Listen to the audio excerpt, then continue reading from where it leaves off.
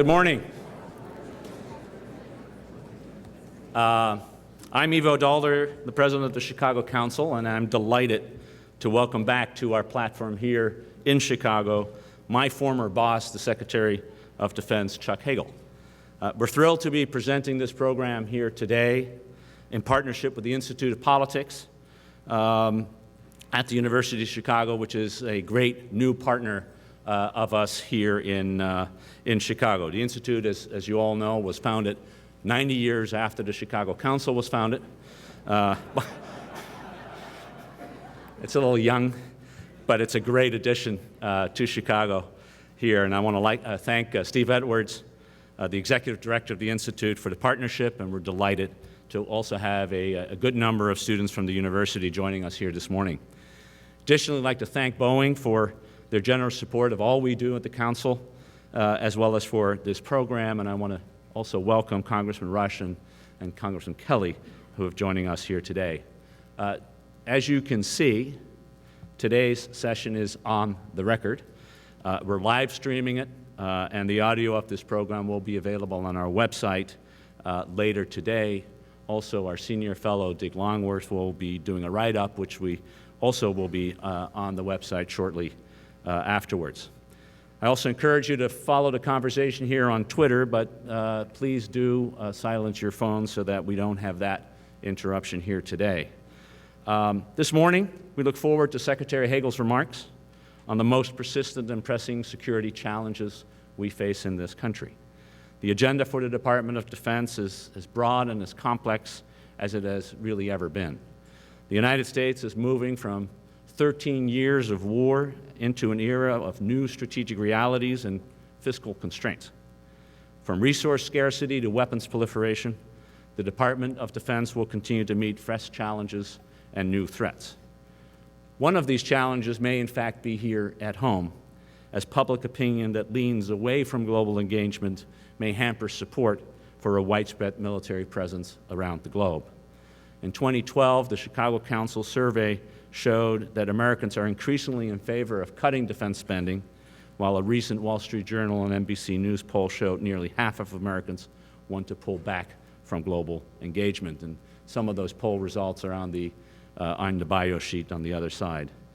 We look forward to the remarks from Secretary Hagel this morning on the future of American defense and the priorities he has for the 21st century. Now, to introduce our speaker, Chuck Hagel was sworn in as Secretary of Defense in February 2013, and he is the first enlisted combat veteran to lead the department. He has served in numerous public offices and governmental capacities, including as Deputy Administrator of the Veterans Administration and, of course, as a representative of Nebraska for 2 years as a senator, when he was also on the Foreign Relations, Banking, Housing and Urban Affairs and Intelligence Committees. Following his distinguished career in the Senate, he served as co-chairman of the President Obama's Intelligence Advisory Board and also was a member of the Secretary of Defense's Policy Board. He was a distinguished professor at Georgetown University School of Foreign Service and the chairman of the Atlantic Council prior to assuming his current position. Please join me in welcoming Secretary Hagel.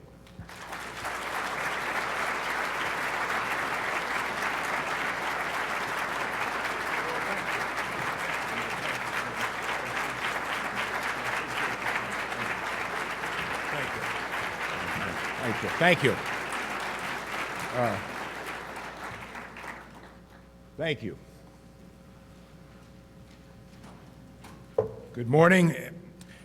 I appreciate an opportunity to be back in Chicago and visit again with many friends. Ivo, thank you for your introduction. When I see Ivo, I think it's a NATO ministerial about ready to begin. And I want to thank you, Ivo, for your service to this country, in particular your distinguished service as our NATO ambassador for 4 years at a very defining and important time in our country's history, history of the world and the history of NATO. Your leadership and understanding of these big issues was always evident, and NATO benefited from your guidance and your leadership, and certainly the United States did. So, Ivo, thank you. I want to thank the Chicago Council for inviting me back. That's always a positive sign. And I have always admired and appreciated this Council's understanding and involvement in the big issues. I don't know, and this is probably more of a parochial comment since I am from the Midwest. I don't know if it's a more common sense approach to affairs and issues and world events that emanates out of the Midwest. At least that's my narrow parochial take on all of this. But this council has always been one that leaders in this country could count on to present thoughtful discussions about these big issues of our time. And I think everyone in this room understands clearly that the world is not getting any less complicated. It is more complicated probably than ever before, but that should not intimidate us. And for the Council and for what you all do, your participation, your active engagement to make it all work, I thank you. I thank you as Secretary of Defense. I thank you as a citizen of this country. Also to the Institute of Politics and Mr. Axelrod and the University of Chicago, thank you. I know we have a number of students here. I look forward to visiting with you after this session for your very honest and crisp critique on every obvious flaw that I presented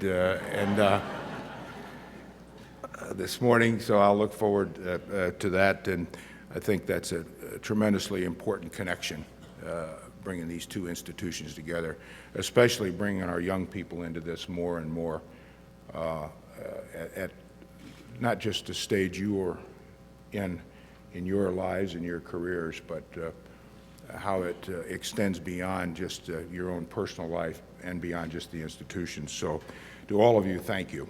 And I, again, appreciate an opportunity to be with you this morning.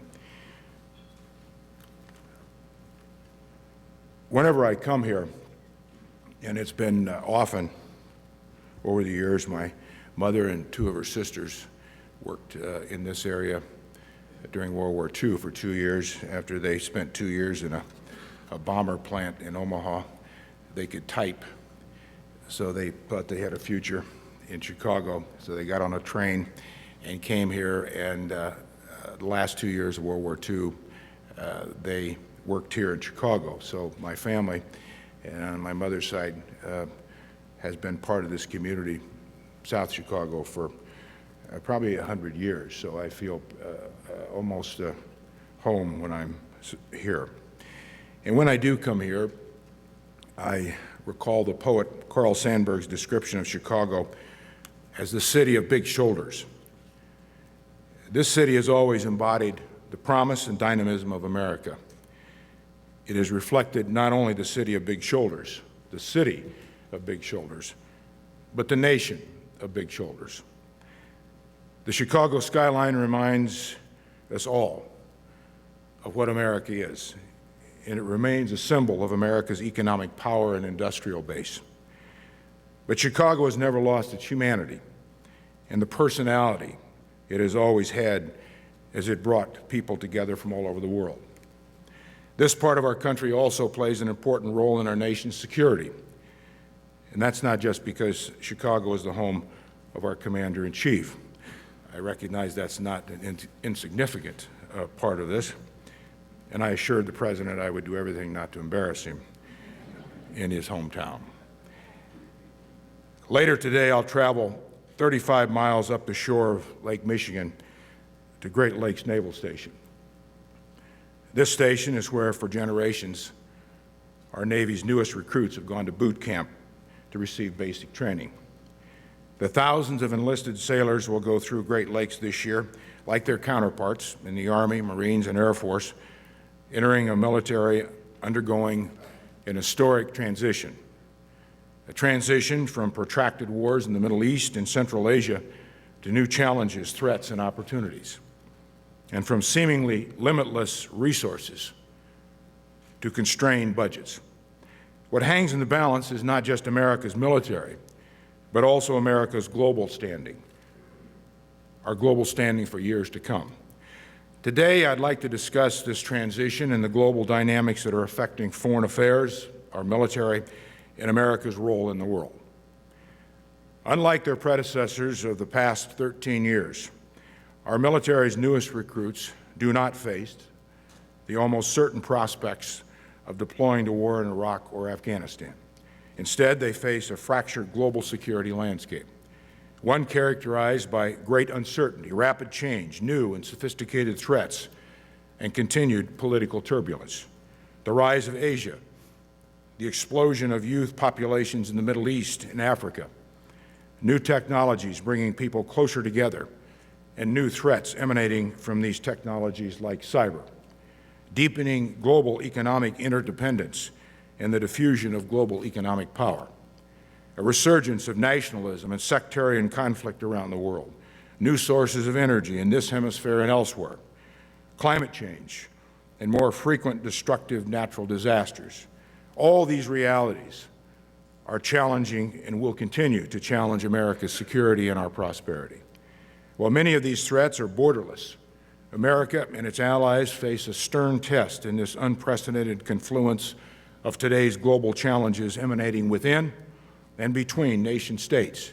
These include the civil and sectarian war and humanitarian catastrophe in Syria, Iran's destabilizing activities, North Korea's continued dangerous provocations in Northeast Asia, simmering tensions between China, Japan, and Southeast Asian nations in the South and East China Seas, deadly terrorist threats to the nations of North Africa and beyond, Afghanistan's continuing struggle for security and stability, and Russia's blatant aggression in Ukraine.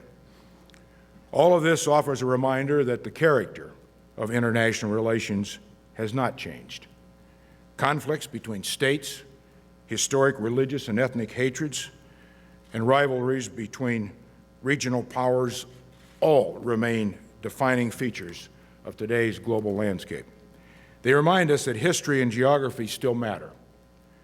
Working with allies and friends, American leadership must respond to these challenges and help shape the forces that will shape our future. More and more people and nations around the world are gaining a stake in the global order that we helped build after World War II. Not only has NATO enlarged and strengthened, but new regional systems are emerging in Asia and the Middle East, including the Association of Southeast Asian Nations and the Gulf Cooperation Council, that are helping nations forge new kinds of cooperation to address common interests and common challenges. As we witness a realignment of interests, influences, and challenges, the United States must continue to exercise strong, steady, and inspired leadership, as we did after World War II. What we accomplished during that period of time and how we accomplished it remains instructive as we work with friends and allies to adapt and strengthen our global order to meet shifting realities. The post-World War II decade was, like today, a time of great uncertainty, but a time of great hope. And America was also focusing inward. But America's leaders, Harry Truman, Dean Acheson, George Marshall, and Dwight Eisenhower among them, knew that the security and prosperity of our citizens, American citizens, here at home, depended on our engagement and leadership abroad. They stepped forward to build alliances and international institutions, helping establish the rules and norms that still underpin security and prosperity today. Their success also hinged on recognizing, as George Marshall once said, that a very strong military posture is vitally necessary. But it is too narrow a basis on which to build a dependable, long-enduring peace. We must lead with a robust and comprehensive use of all of our instruments of power, employing cultural, educational, economic, diplomatic, development, and military tools alike. In Europe, our rapid deployment of U.S. forces to Poland and our Baltic allies continues to reassure them all of our commitment to NATO's collective security against Russia's aggression, as we also strengthen our diplomatic and economic options. In the Middle East, our force posture, including more than 35,000 DoD personnel in and around the Persian Gulf, helped contribute to the diplomatic opening with Iran and helped compel the Assad regime to dismantle its chemical weapons program through a diplomatic process. In the Asia-Pacific rebalance, we are employing all of our instruments of power to strengthen allies, underwrite the free flow of commerce, and help nations resolve disputes peacefully, so all nations there can live in peace and freedom as their nations prosper. Although Americans today are increasingly skeptical of foreign engagement and global responsibilities, it is a mistake. It's a mistake to view these responsibilities as a burden or charity. Let us remember that the biggest beneficiaries of American leadership and engagement in the world are the American people. Turning inward, history teaches us, does not insulate us from the world's troubles. It only forces us to be more engaged later, at a higher cost in blood and treasure, and often on the terms of others. This is perhaps more true than ever in today's globalized world. Walking away from the world and our relationships is not an option for the United States. Despite all the challenges and imperfections and problems facing America and the world today, and they are numerous, we are living still in an era of unprecedented prosperity and opportunity. It is easy to be lulled into taking this for granted, but we cannot forget that this era resulted from decades of American engagement abroad with our allies, as well as investments in our people and infrastructure here at home. In the post-war era, the United States military has contributed to peace and prosperity not only by fighting wars, but by preventing wars. America's investment in its military remains a dominant factor in continuing to help build a peaceful, free, and stable world. But we cannot assume that the clear lessons of history are always recognized or heeded. History informs us that allowing our military strength to weaken when coming out of a war is always a costly mistake. Especially costly like today when there is no obvious peace dividend. As forcefully as George Marshall argued for balance in America's foreign policy, he also warned that after war, Americans too often allow for, in his words, the rapid disintegration of our once vast power for maintaining the peace. We should pay attention to his words. We should also recognize that military strength is not only defined by the size of our force, but by its agility and how quickly it can be mobilized and how superior its weapons and technology are always as we compare them to our adversaries. The force must be kept in balance as we adjust to new fiscal and strategic realities and challenges. DoD's leaders had long expected that coming out of the wars, the defense budget would be reduced, and it has been reduced, just like previous wars. But the scale and the pace of the budget cuts we're experiencing and that we have experienced in recent years have been made far more severe and more abrupt because political gridlock in Washington triggered steep automatic cuts to the President's budget requests by way of sequestration, an irresponsible deferral of governing responsibility. And even as Congress has slashed our overall budget, they have so far proven unwilling to accept necessary reforms to curb growth and compensation costs and eliminate DoD's excess infrastructure and unneeded facilities. This is not the political or budget environment that the President or I wanted, nor any of our leadership at DoD. But it is the environment we have. It is the environment that we must deal with and manage through. Over the past year, DoD's leaders and I have built a budget plan that makes a series of tough choices to match resources to real strategic priorities and missions.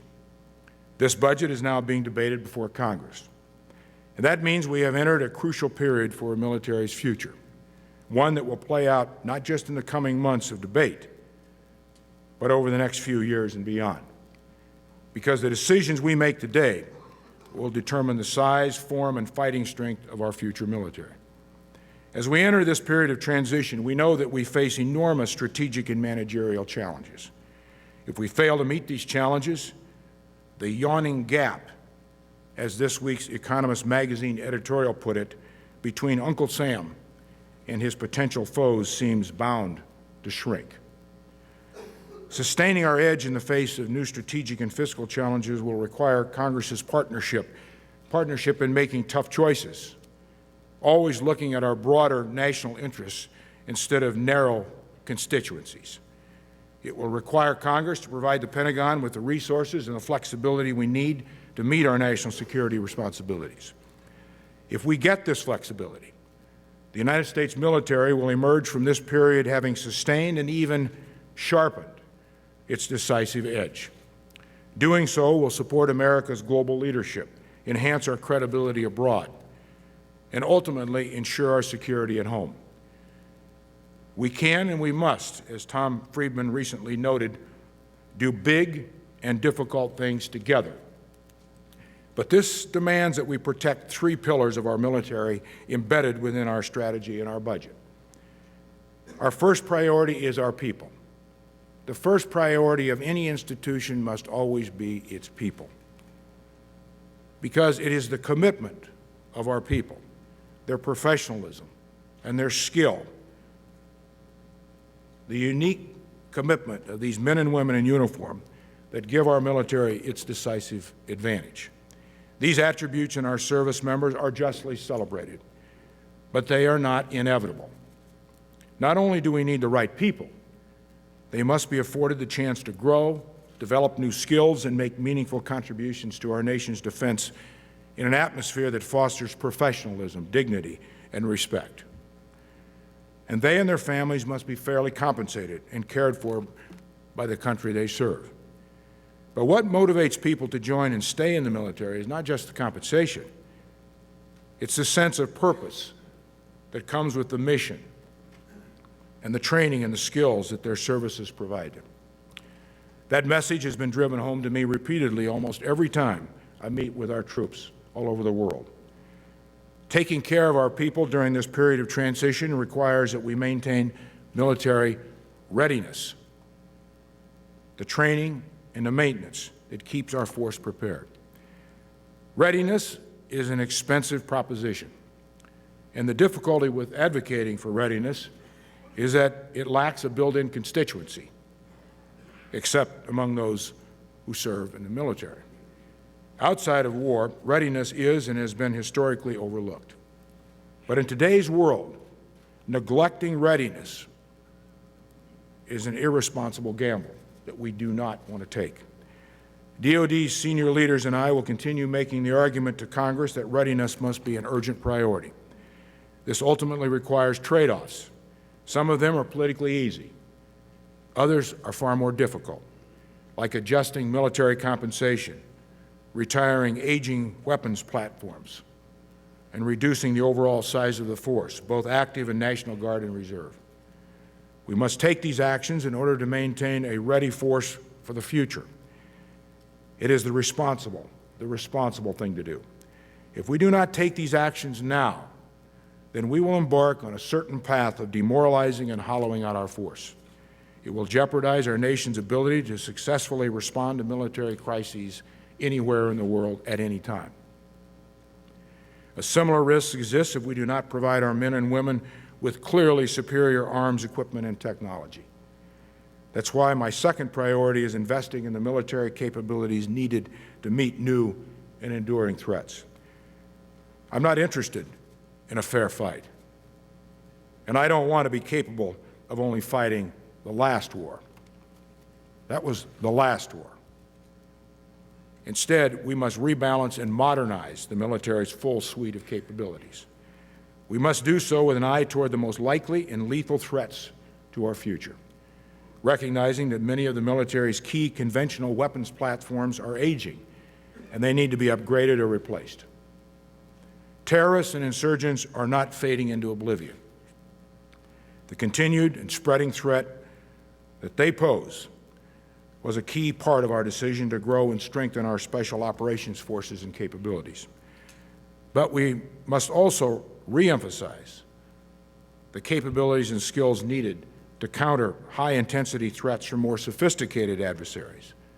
As we've seen in Ukraine and elsewhere, we must prepare for shadowy conflicts in which nations deploy irregular forces, conduct cyber terrorism, and seek ways to counter our technological edge. And we will always require a ready, capable, and modern standing Army, Navy, Marine Corps, and Air Force. This means investing in the military's major next-generation weapon systems, including the new Joint Strike Fighter, the new long-range bomber, and new submarines and aircraft carriers. But it also means protecting new tools in space and cyber, which our budget does, and investing in unmanned systems, precision strike, and intelligence platforms. It means continuing to invest in science, research, and technology, and strengthening organizations like DARPA, the Defense Advanced Research Projects Agency, which also saw a funding increase in our budget proposal. Modernizing all of our military's capabilities will not only help ensure our continued military edge, it will also help sustain America's defense industrial base. Now, that industrial base, a good amount of it here in the Midwest, is in itself a critically important national strategic asset. We also must adjust our capabilities to meet new global realities, including environmental changes. Just today, the nation's top scientists released a national climate assessment that warns us in very stark terms that the effects of climate change are already becoming quite apparent. One area where we see this is the Arctic. The melting of gigantic ice caps presents possibilities for the opening of new sea lanes and the exploration for natural resources, energy, and commerce, also with the dangerous potential for conflict in the Arctic. The Defense Department is bolstering its engagement in the Arctic and looking at what capabilities we need to operate there in the future, as described in DoD's first ever Arctic strategy that I introduced at the Halifax International Security Forum last November. But in the face of strict budget limits, we must make many trade-offs in capabilities as well. That's why our budget plan divests DoD of several venerable, capable, but aging platforms, like the 50-year-old U-2 spy plane and the A-10, a close air support platform that cannot operate in the face of sophisticated enemy air defenses. These decisions were difficult, but they were based on real-world needs and strategic imperatives. We cannot afford to keep all of our platforms. We must prioritize for our future requirements. It won't be easy. It won't be popular. But given our continued budget restraints and uncertainties, we have no choice. And if we do not make these choices now, we will be left with a force that is large, but not sufficiently ready or capable to meet national security requirements.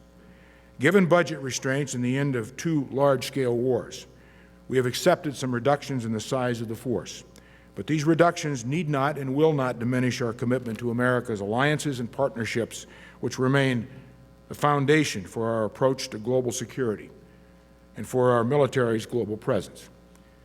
Today, the U.S. military is engaged in nearly 100 countries, with nearly 400,000 personnel stationed or deployed around the world. Strengthening these partnerships is our third priority, because working with and working through allies and partners, just as we did during World War II and since, is as essential today as it has ever been. What our budget proposal and defense strategy makes clear is that even as we shrink our military size, we must not simply return to garrison. We must continue strengthening the capabilities of our allies, forming new alliances, and bolstering old ones, and investing in collective security arrangements. We want our soldiers, our sailors, our airmen and Marines active around the world, deploying with greater frequency and agility, with the skills and expertise needed to build security capacity in each region. An example of this kind of mutually beneficial partnership that we now seek and we pursue can be found here in Illinois, where your National Guard has built a more than 20-year relationship with the Polish Armed Forces. Leveraging the expertise and skills of our Guardsmen, we have helped Poland become a more capable ally and contribute to the mission in Afghanistan. Building stronger partnerships does not require large-scale deployments. As we continue to shift forces and operational focus to the Asia-Pacific region, we are pursuing new access agreements like the one President Obama announced last week in the Philippines, which enable us to sustain presence without a rigid and costly basing structure. We have also begun new deployments of Marines to Australia and Navy littoral combat ships to Singapore, where they are available to operate with partners and respond to contingencies. And we are also deploying more advanced capabilities to Japan and South Korea, our allies in Northeast Asia.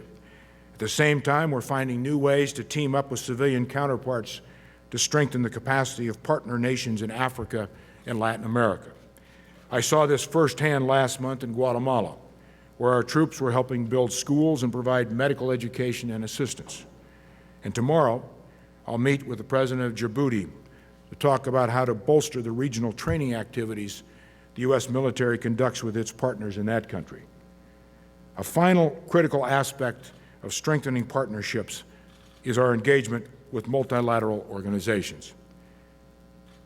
This not only includes NATO, but also regional institutions like the Association of Southeast Asian Nations and the Gulf Cooperation Council. Last month, I hosted the first ever U.S.-ASEAN Defense Ministers meeting on U.S. soil in Hawaii. We focused on our common security interests, our common challenges, our common opportunities, and how we can continue to build cooperation in areas like humanitarian assistance and disaster relief. This month, I will travel to Saudi Arabia for a U.S. Gulf Cooperation Council Defense Ministerial with all the defense ministers from the GCC countries, focused on regional security issues. And early next month, I will participate in my 4th NATO Defense Ministerial, a tribute, of course, to Ivo. In all these forums, U.S. participation and engagement is welcomed, if not overtly sought, as Ivo and many of you in this room know. And that has everything to do with the respect afforded our men and women in uniform and the unmatched capabilities they bring to bear around the world. Our people, our capabilities, our partnerships, these are what make the American military unique and the envy of the world. They will be my guiding focus, all of the leadership of DoD's guiding focus, as we reshape, rebalance, and reform our defense enterprise for the challenges ahead and ensure America's global leadership. This will require innovation and agility in every area, and it will require engagement around the world. From our own history, we know why America's global leadership is indispensable to our own future. This history is reflected in the story of this council, the Chicago Council on Global Affairs, an organization founded in 1922 to fight against a rising tide of isolationism that gripped America after the end of World War I. 15 years after this council was founded, Franklin Roosevelt, then President of the United States, came to Chicago to talk about the rising threats posed by Japan and Germany. He delivered his most passionate case to date about the need to turn away from the isolationist path, the insular, inward look. And he said, "We are determined to keep out of war, but yet we cannot have complete protection in a world of disorder in which confidence and security have broken down." We all know that these appeals were not enough to summon action at that time. President Roosevelt's speech was greeted with protests and anger from a public determined to stay out of international affairs. But we also know what followed, the costliest conflict in world history. At his 4th inaugural on January 20th, 1945, President Roosevelt reflected on the lessons of that conflict. And he said, "We have learned that we cannot live alone at peace, that our own well-being is dependent on the well-being of other nations far away. We have learned to be citizens of the world, members of the human community. These words echo even more loudly today and summon us to meet our responsibilities around the world. America must not succumb to the temptation to turn inward. We do not engage in the world because we are a great nation. Rather, we are a great nation because we engage in the world and because we engage with confidence and purpose. This is a complicated and challenging time, but it is not a time to lose confidence in ourselves, who we are, what we believe, and what we represent. Though the challenges that face our world, our nation, and all of its institutions are great, so is our capacity to deal with these problems. If we are wise, steady, and resolute. Never in the history of mankind has a nation possessed so much capacity to help make a better world for all mankind. We must not fear change, but embrace it. We must not only look inward, but also upward and outward. We must remain the nation of big shoulders. Thank you. Thank you.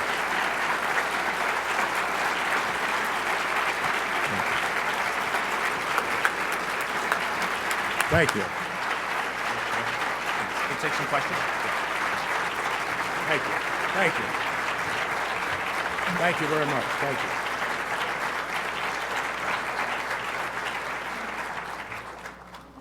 Mr. Secretary, thank you very much for not only those kind words, but that, I think, quite remarkable, broad overview of where we stand today. And I think the call for continued engagement was strong and loud. I think we all heard it. At this point, the Secretary has agreed to take a few questions. Please put your hand up and we will recognize you, but wait until the microphone comes your way. And why don't we just start over here, the gentleman in the fourth row with the blue shirt.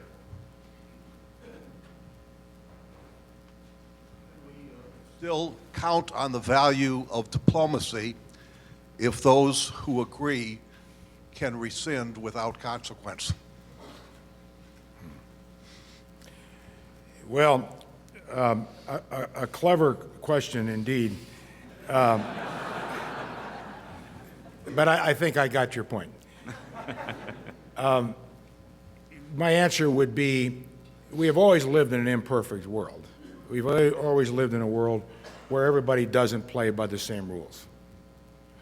But that is a given with a world that, as we all know, and as I noted, that is challenging for many reasons. And as a world evolves as I noted in my speech, a diffusion of power, not just economic power. More players, more interests, obviously we're interconnected.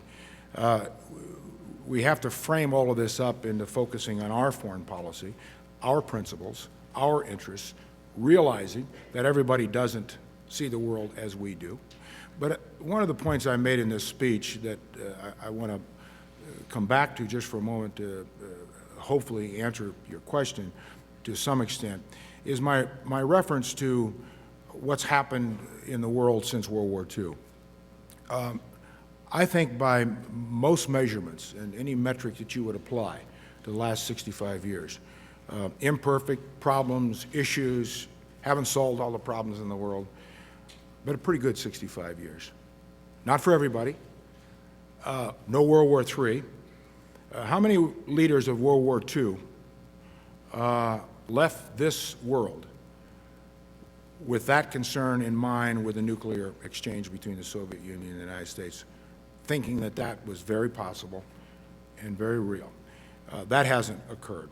I think by any measurement, we have made the world, all of us, with American leadership, working with our friends and allies across the world, pretty remarkable progress on more democracies evolving, developing, more opportunities, more freedoms, imperfect.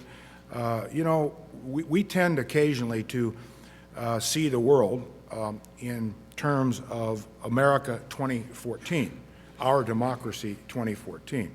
Well, when we started in 1776, we didn't have it all right. That's why we have 27 amendments to the Constitution.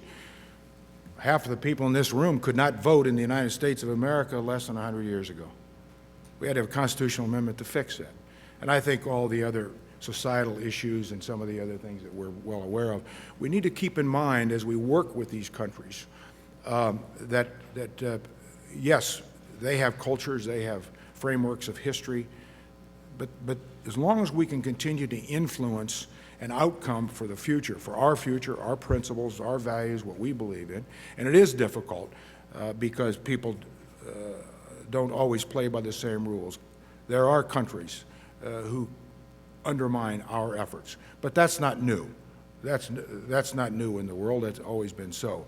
It's more defined today, obviously, because of technology and the awareness of what's going on. So I know I rambled a little bit on your question, but I thought you gave me some license with the question, so thank you. That's what you get for a precise question. In the back over, right behind, the lady to the right behind you, yes. Thank you, Mr. Secretary. I was wondering if the Department of Defense has a view or a policy about the East and Central African oil boom that's taking place right now, particularly because that region has a lot of similarities with the Arctic Circle in that there are a lot of there's energy, minerals, fresh water, and in fact available fresh water. But also the Great Lakes has been experiencing a tremendous amount of conflict for the past 20 years.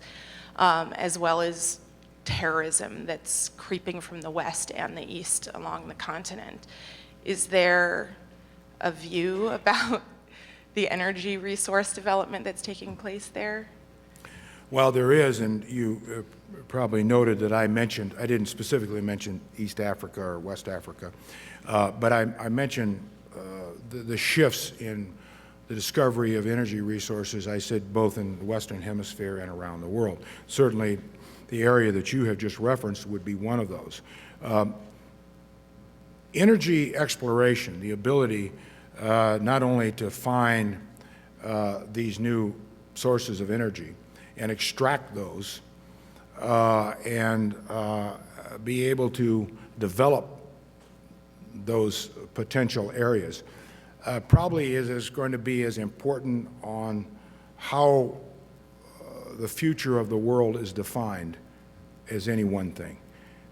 Energy is the engine for growth, for prosperity, for possibilities, as well, obviously, as water.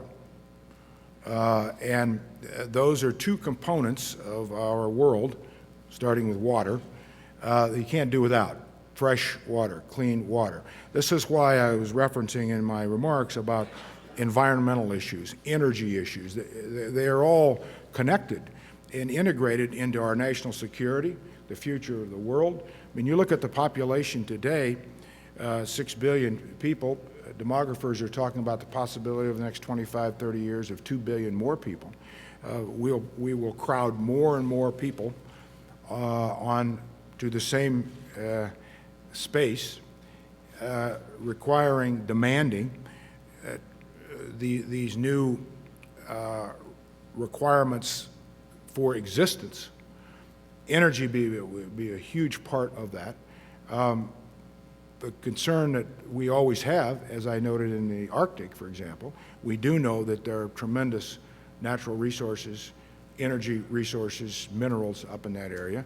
That's an area for potential conflict, just as West Africa, not just among non-nation states and organizations, but between nation states.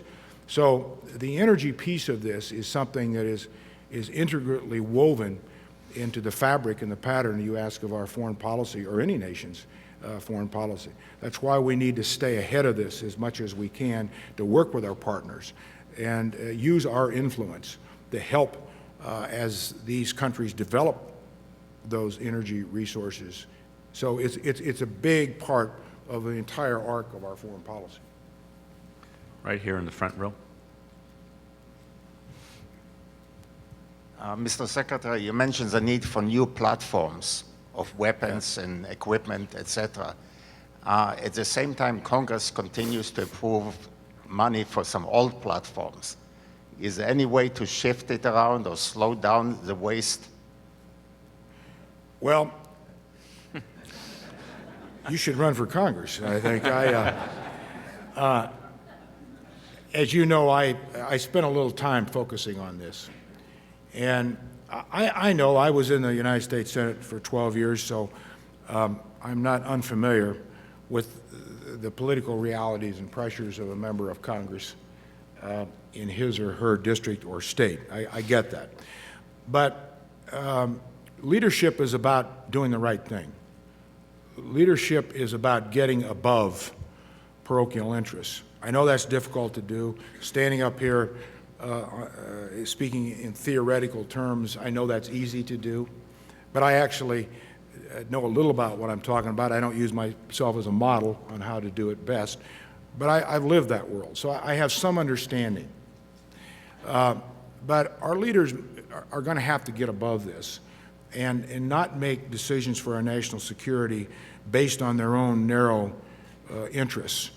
They'll have to figure that out. Each member of Congress is elected, represents a state or a district. I respect that. I never, ever, my 12 years in the Senate, told a member how to vote. Each of us have to figure that out. I would advocate for a position, but that's why you're an elected leader. That's why you are part of the representative government system. But you heard some of the comments I made. I'd like, all our military leaders like to keep a lot of weapon systems. But I've got to project out into where we place this enterprise for the future. When I walk out of the Pentagon, and every one of our leaders, our senior leaders, feels the same way, is we have to look back and you ask yourself one question. Did I leave it better than I found it? Is it stronger? Is it better prepared for the future? Going back and continuing to limp along with 50-year-old platforms, no matter how good they were or how effective they were, we don't have that luxury. We've got to build for the future, and that's what we're trying to do. And I also mentioned Congress has to be a partner with us in this. I've said that in testimony to the members of Congress. I say this when we talk. They know that. They're a big part of all this. There is no money without Congress. So they need to be part of it. As I often would remind some of my friends in the executive branch when I was in the legislative branch, that Article 1 of the Constitution is about the legislative branch. Now, there are three co-equal branches. I get that. That's why they're supposed to work so well. They're balanced. But nonetheless, it's imperfect. But it really does come down to an assessment for our future and what leadership's responsibility is to prepare our nation, not just for today, but probably more importantly for tomorrow. I was looking for a younger student over there, and we found one. Actually, two, but. Thank you, Mr. Secretary. You spoke about some of the challenges that Congress faces, and I think one of those big challenges has been dealing with the issue of sexual assault in the military. So as an aspiring future lawyer, I'm interested in why you think that the judicial system should not be prosecuting sexual assaults in the military, and instead it should go through the military process. Mm-hmm. Well, thank you, and it's a central question as you've been following all this, and I wish you well with. Are you in law school, or you are? Almost. Okay. Well, in the interest of full disclosure, I have a brother who's a law school professor, so he manufactures people like you, and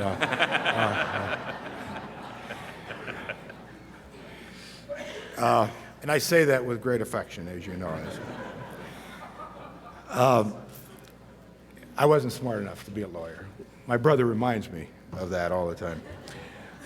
Your question is really a central part of the entire issue.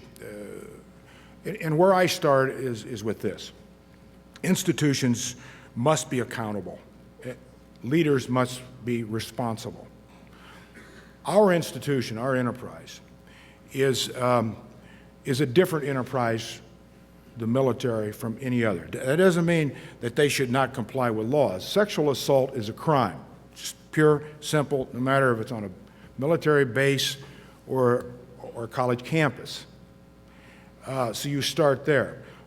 Then what is the most wise, effective way to deal with it?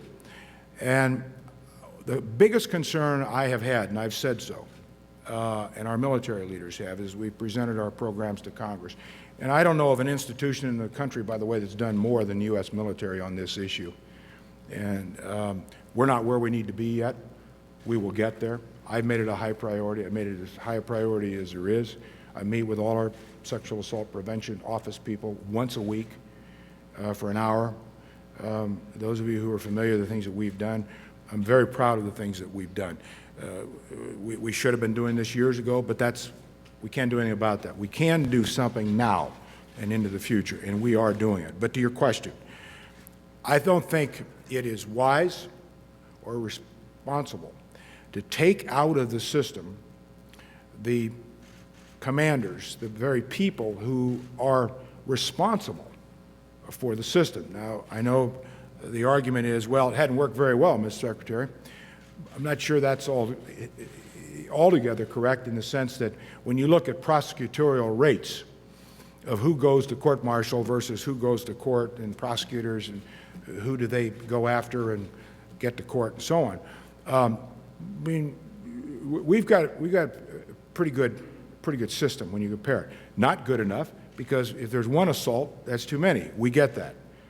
But I don't think you solve the problem by taking it out of the very institution that has to be responsible for solving the problem. Now, the things that we can do, I've suggested to Congress over the last year, things that I would ask to have the Uniform Code of Military Justice amended. I'm the one that took the initiative on that. It started with me. It didn't start with anybody else. So our military leaders are very open to changes, and we have had a number of them. I've issued, last week issued another 6, I think 28 total in the last 8 months. Victims' rights, victims' advocates. We didn't have anything like that. Now, every person that comes forward, every victim is assigned an attorney. There's confidentiality. We have to develop system trust and confidence in the reporting that, in fact, something will be done. And they won't be ostracized, the victim. It's not the victim's fault. It's the perpetrator. So I think we're making progress. We're not where we need to be. I'm proud of the efforts that we're making. I do think it would be a mistake to take it out of the military. I told the President a long time ago on this, we're not going to fix this problem by taking the answer and the resolution and the responsibility for fixing it out of the very institution that it's happening in. And I know it's not just happening in the military, as you all know. I mean, every day there's a new front page story about colleges and universities. This is a societal issue, but it is a criminal issue. It's a crime to assault someone. Thank you. Good luck. Mr. Secretary, we've run out of time. Thank you very much for being a guest at our platform. We want you back. Thank you. Hi, John.